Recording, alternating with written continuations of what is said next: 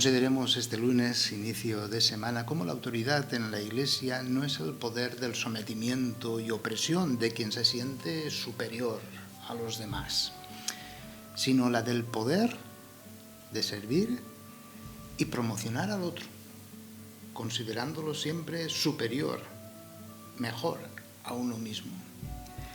Evitemos el peligro ideológico actual de la soberbia y de la vanagloria humana.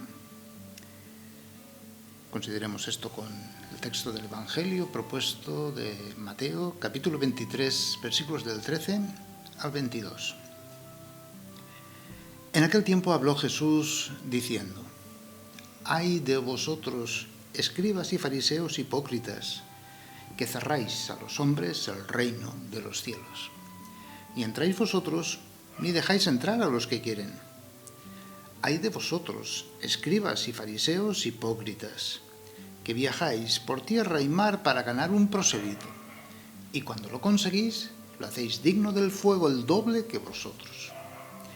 Ay de vosotros, guías ciegos, que decís: jurar por el templo no obliga, jurar por el oro del templo sí obliga. Necios y ciegos. ¿Qué es más, el oro o el templo que consagra el oro? O también, jurar por el altar no obliga, jurar por la ofrenda que está en el altar sí obliga. Ciegos, ¿qué es más, la ofrenda o el altar que consagra la ofrenda? Quien jura por el altar jura también por todo lo que está sobre él. Quien jura por el templo jura también por el que habita en él.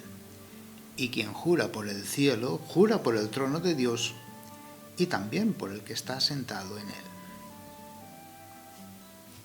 Escucha, Señor, con bondad las súplicas de tu pueblo y concédenos luz para conocer tu voluntad y fortaleza para cumplirla.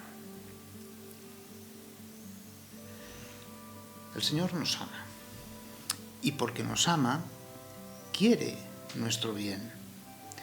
Un bien que consiste en salir de nuestras actitudes que nos conducen al pecado y a la muerte, a la corrupción.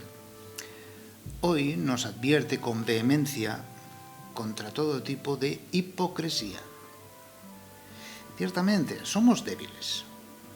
Una cosa es lo que decimos y otra lo que hacemos. Pero el problema se encuentra cuando señalamos, juzgamos y condenamos a otros por lo mismo que nos ocurre a nosotros. Cuando el Señor nos corrige, hemos de alegrarnos, porque es señal que se ocupa de cada uno de nosotros, porque nos ama bien. Fue la experiencia de los primeros discípulos llamados por Jesús. Se descubren pobres, inútiles. Decían las cosas, pero después no eran capaces de ser coherentes. Se mostraban discutiendo entre ellos. Pero nunca caían en hipocresía de señalar ni juzgar a los demás, y menos entre ellos. Liberarnos del pecado no es posible por nuestras pobres fuerzas. Solo Jesús puede liberarnos y sacarnos de todo lo que nos esclaviza. Solo espera que reconozcamos nuestra pobreza, nuestra miseria, y que nos abandonemos confiadamente en sus manos. Él mismo se convierte a nosotros y nos capacita para convertirnos a Él. El Señor da 3 razones por las que acusa de hipocresía. Cerrar el reino a quienes quieren entrar, el proselitismo y el amor al dinero. Durante 3 días vamos a dejarnos impactar por esta dura crítica de Jesús, actitudes que hemos de evitar por todos los medios y que, por desgracia, nos surgen, y no es pocas veces, y es que estamos inclinados al pecado. Respecto a cerrar el reino para uno mismo y para los demás, los evangelios nos hablan de entrar o no entrar en el reino. La puerta de entrada es escuchar a Jesús, hacer la voluntad del Padre. Los fariseos y escribas predicaban hacer esa voluntad, la de Dios, pero en el fondo no buscaban una relación personal con el Padre, sino que se quedaban en la literalidad de la ley y la usaban para juzgar, para condenar, para someter a los demás a su propio capricho. También nosotros hoy en día podemos correr ese peligro, pues ni entraremos nosotros ni dejaremos entrar a otros. La puerta de entrada al reino es la relación personal con el Padre, para dejarnos amar por Él y, por atracción, amar como Él, para ser misericordiosos, como Él es misericordioso. Respecto al proselitismo, es el Papa Francisco quien ha criticado duramente también el proselitismo, haciendo comprender que la Iglesia crece por el testimonio y la atracción, nunca por la imposición de doctrinas. No convertimos haciendo pues que el otro se someta a una doctrina y deje la que tiene. Nunca la presión ni la manipulación pueden ser medios evangélicos. No podemos entender la conversión de forma que la entendían algunos fariseos del tiempo de Jesús, esto es, como sometimiento a la ley y con el instrumento del miedo. Jesús aboga por una experiencia vivencial del amor de Dios. Jesús condena el proselitismo valiente y agresivo.